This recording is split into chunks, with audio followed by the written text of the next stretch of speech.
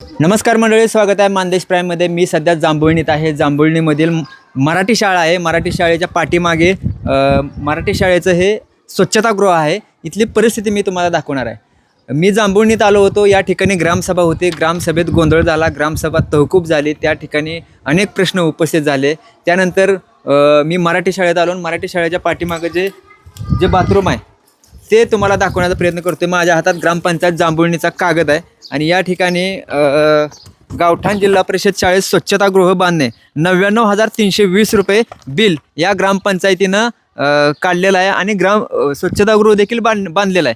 परंतु या बाजूला 99,320 एवढं बिल या ग्रामपंचायतीनं या स्वच्छतागृहासाठी काढलेलं आहे. आणि 99,320 रुपयेमध्ये कशी स्वच्छता आहे ती बघा. तर या ठिकाणी सगळं हा दरवाजा मोडून पडलेला आहे. इकडं सगळं घाणीचं साम्राज्य आहे. टाकीत काय सुद्धा नाही, पाण्याची थेंब देखील नाही टाकीत.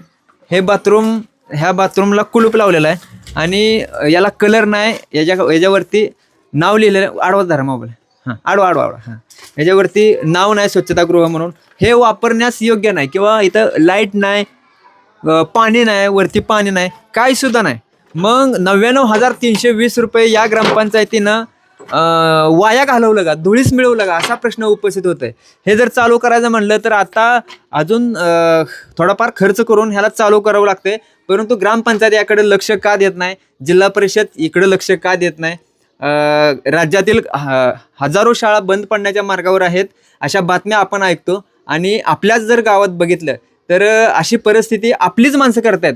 ही सरपंच कोण आहेत, आपलेच आहेत. ग्रामसेवक आपलेच आहेत. परंतु ती कामं करत नाहीत. यांना प्रश्न विचारणं गरजेचं आहे.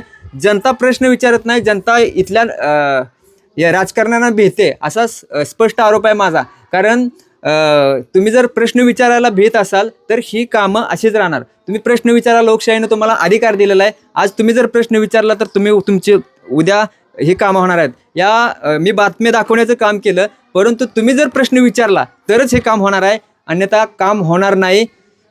जांभुळणी ग्रामस्थ कशा प्रकारे मनावर घेतात हे पाहणं आता उत्सुकाचं ठरणार आहे. जर जांभुळणी ग्रामस्थांनी मिळून हे जर काम केलं तर खरंच गावात एकी आहे, गावाला विकासाची ओढ आहे असं समजता येईल. आणि ग्रामपंचायतीने जर हे काम केलं तर खरंच ग्रामपंचायत विकासात्मक कामं करते असं समजण्यात येईल. कारण हे ग्रामपंचायतीचंच काम आहे, त्यांचं कर्तव्य आहे आणि ते कर्तव्य करत नाहीत.